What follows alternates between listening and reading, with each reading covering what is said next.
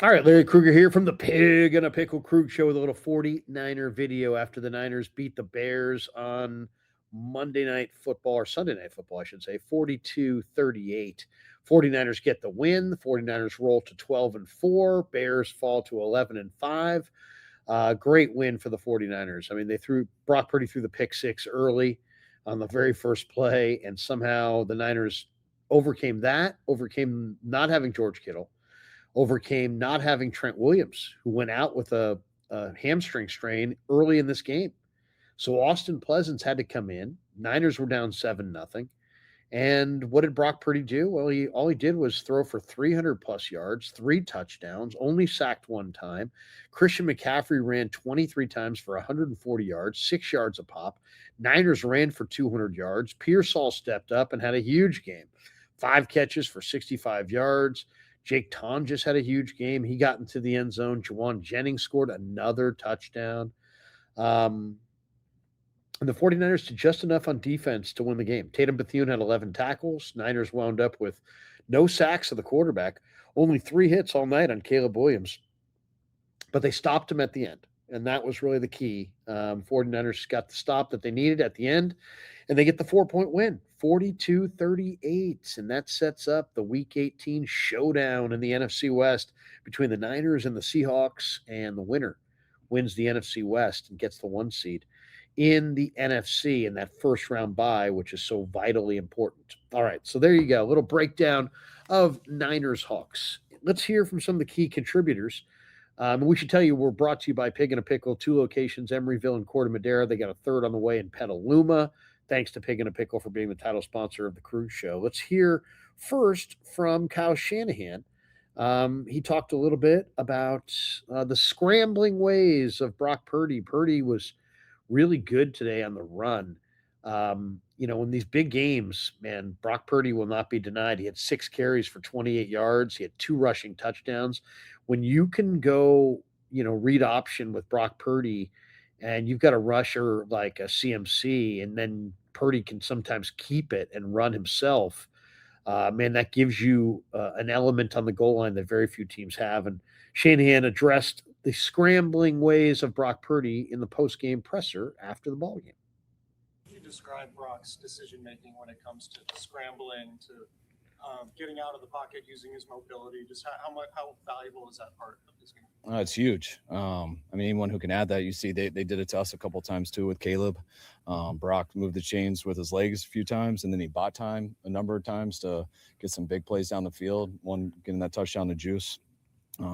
Having quarterbacks who can do some things off schedule is a huge part of our success. There you go, a little bit of Kyle Shanahan there, and let's hear from Purdy and McCaffrey on that final drive. Niners had to have a score on the final drive, and they got it. And they got it on the touchdown to Jennings. And here's Purdy and CMC on that final drive. What's going through your head? Are you praying? Are you even watching the play? Yeah, I was praying that whole drive. Not only that, just like pulling for our guys, man, because, it's been a crazy year. And for all those guys on defense to be able to step up and be able to compete their butt off, man, for them to finish out the game like that, I was so happy for them. But obviously, I was sitting there not really being able to do anything but watch. And, for them to do a great job with the defensive line containing Caleb, and the boys doing a great job in coverage, and then him throwing the ball short, and then to be able to celebrate, it's a cool team win, man. There's nothing like that. So I thought it was special. What's going through your head on the sideline? I know Brock said he was praying, but are you praying too? Are you watching the play? Or? Yeah, I think that's the only thing to do at that point. Man, I'm just so proud of our defense and the way they stepped up. It took every single play for them. And I know those guys in the locker room they want to get better this week, but to show up and to make a play when it counts at the end is a huge deal. And, we'll keep getting better. Clock finally strikes midnight on these Bears. Yeah, good win for the 49ers. And that last defensive stand, it's funny, Don Puni said it was like, hey, man, I was like a fan. It's like suddenly I'm just there. My day's over. I'm just watching the game. The defense came up with the big stand there at the end. Let's hear from Christian McCaffrey. He was asked afterwards about Brock's sneaky athleticism, and here's what he had to say. Christian, Brock has described himself as sneaky athletic. Would you say that maybe the sneakiness is not sneaky anymore? I don't think it's sneaky. Yeah, I mean, I think he's athletic. Yeah. I know I'm older than some of the audience and younger than others, but I'll tell you the guy that he reminds me of is Fran Tarkenton. And Fran Tarkenton played for the New York Giants and played for the Vikings in the 70s, and he was just an awesome, prolific passer. And he ran figure eights, and he escaped out the back door, and he was a little bit diminutive, and he was really shifty and really quick and hard to corral, and just extended plays and made lots and lots of plays. And Brock Purdy reminds me a lot of Fran Tarkenton. I remember as a kid we used to play pickup football in the at recess, and somebody wanted to be Staubach, somebody wanted to be Bradshaw. And then sometimes when you'd find yourself running all over the place, you'd be like, I'm Fran Tarkenton. Well, these days the kids are probably saying, I'm Brock Purdy. Brock Purdy reminds me an awful lot of Fran Tarkenton. Here's the question that I asked Shanahan. I asked him about, hey, you guys have one game until the number one seed. What was the message to the boys in the room afterwards? And here's what Shanahan had to say about it. You're one win away from the bye in the first seed. What did you say to the guys in the locker room afterwards? I mean, we've earned this. This is the game that we want. We love that it's here. We'd love an opportunity to never leave here again this year, and we got that opportunity Saturday night. Yeah, I mean, that's huge. 49ers may not have to venture out on the road again. If they're one home win away from a complete home postseason.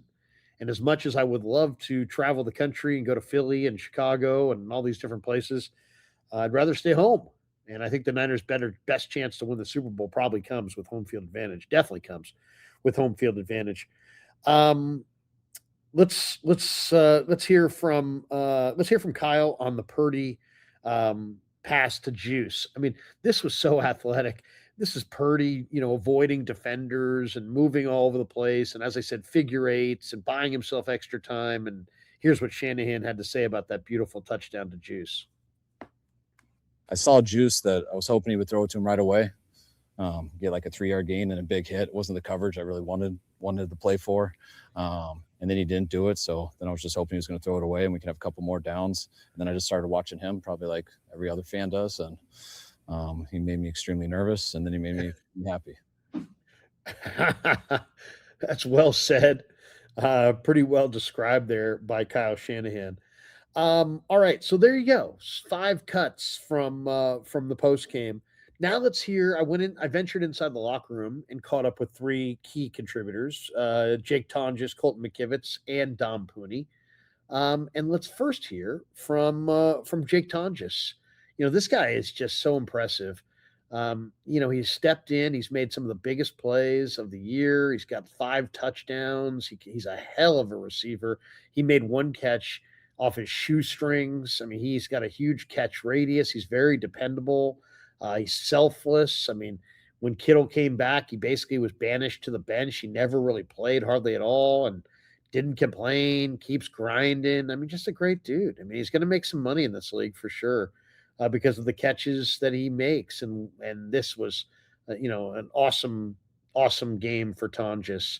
With no Kittle, he stepped up, and he was absolutely huge. And we caught up with him at his locker for a minute in the post-game locker room, and here's how it went. All right, Jake Tonges in the Niner locker room, man. Great win for you guys, and you stepped in for George and made a number of big catches. How'd you feel about your effort? How'd you feel about the team win? I mean, I feel great about the team win. I tried to step up, when my number was called, and there's, still a few plays I wish I had back, but feel pretty good about the performance overall. How'd you feel? What was said going in that last drive? You guys probably thought, with the time on the clock, that was going to be the last drive. Yeah. What, anything said before that one got rolling? I mean, we were like, we got to get a touchdown, because as soon as they scored that field goal, as soon as we held them to a field goal, that was our opportunity to, take the lead on that last drive and try and leave them with as little time as possible to, go down the field. So last one for you. Purdy is just in his bag right now. He's playing well, but I mean, since he came back from the injury, he's playing almost on a level we haven't seen. What do you think? You watch him? I mean, he's playing with so much confidence, the swagger. It's awesome to see him, and your quarterback's playing like that, it gives you a lot of confidence. So super proud of him, the way he's come back from his toe injury and stuff like that, and can't be more proud of him. So. Congrats on the win, man. Thank you. All right, a little bit of Jake Tonges there. Always great to hear from Tonges. I walked up to Colton McKivitz in the locker room, and he was getting ready to go. And I said, Colton, man, I haven't talked to you all year, man. You got a few minutes for me? And he's like, oh, man, you always get me at the wrong time. I got my wife waiting for me and this and that. And then he's like, yeah, I'll give you a few minutes. So Colton and I wrapped in the locker room. Pretty fun little exchange here with Colton. All right, we're here in the Niner locker room with Colton McKivitz, Niners offensive tackle. What a win, huh? What'd you think of that last drive? What was your guys' mindset? Was there anything said in the huddle? I mean, we all knew that, with 4 minutes left, that was going to be the last one probably. It kind of felt like the Green Bay playoff game, to be honest, where we knew we had to go down and score, and obviously our defense comes out with a huge stop. So, sucks punting twice, but, they stepped up, held them a field goal, and then obviously we had to go down and win the game. So, huge drive for us, and then obviously we get to fight for the 1 seed here at home. Yeah, you never know when your number's going to be called, but Austin Pleasant's number was called tonight, and I didn't watch the film, obviously, nobody has, but I think he played pretty well. He played fantastic. Yeah. Pretty well. Yeah, understatement. I mean, for a guy to come in and be sitting behind Trent and myself for 17 weeks, for him to come in, after the first drive and come in and play really well. It just speaks that he was ready for his moment, and that's what this league's all about, is when guys get chances for their moment. For him to be, his career trying to find his way in it, and then now to have this moment for him and this type of game, that changes careers, and for him, it definitely did today. Did you talk to him at all between series, and what kinds of things you think were going through his head, if you had to guess? No. Stay away. Nothing was said. Usually you don't want to kind of bombard guys, and you could tell looking at him, a couple head nods here and there, that the moment wasn't too big for him. So it kind of reminds me of my game in against the Rams when we got in the playoffs. It changed my career. So to see that for him, it's awesome. It's a huge confidence builder for him, and I'm so happy for the guy. Purdy's playing incredible football. That little do-si-do thing where he faked out both dudes and then found Juszczyk was just unbelievable. You've been with him his whole career, but he seems like he has found a new level since he returned. Yeah. What do you think? For sure, whatever level he's on, keep going. Keep it rolling. After the toe injury, you never know how a guy's going to come back. And, you can say Jacksonville, whatever, was he ready? But he was ready when he came back this time. And for him to be playing the way he is, the way he's, operating the offense, how he commands a huddle, the plays that he's making, extended plays, 7-8 seconds long. It just shows the baller he is. You've seen it in college. You've seen it in his rookie year when he first got in. And then till now, it's just the type of player he is. He makes plays, he's smart with the ball, and he leads this team. So to see him do all that stuff, it's awesome to know that it's pretty good to have that out there. You guys, I'm sure, have a thought before the game of how the game's going to go. How did you think this was going to go compared to how it actually went? It went exactly how I think we did. We knew it went.